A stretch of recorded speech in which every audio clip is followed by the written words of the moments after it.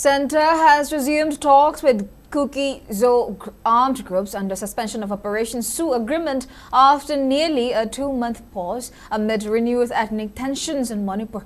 The meeting, held in New Delhi and convened by Ministry of Home Affairs, marks the first formal engagement since fresh unrest surfaced in parts of the state.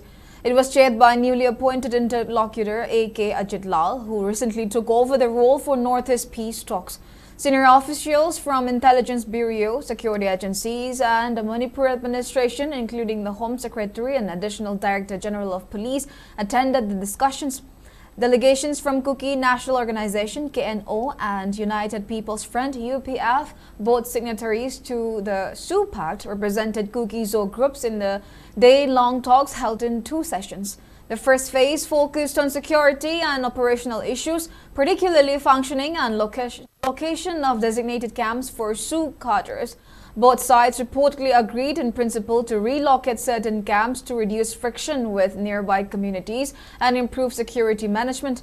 KUKI SoO representatives also raised concerns over continuing unrest in Ukhrul district, alleging threats to civilians and incidents of village burnings in recent weeks, and called for urgent intervention and confidence-building measures. The second session centered on political demands, with KUKI SoO groups reiterating their long-standing demand for a union territory with legislature for the hill areas they inhabit.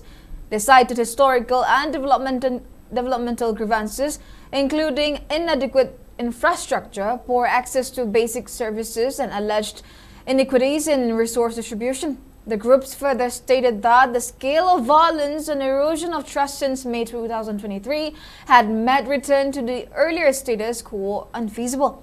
Interlocutor Ajit Lal assured that the concerns and demands would be conveyed to higher authorities.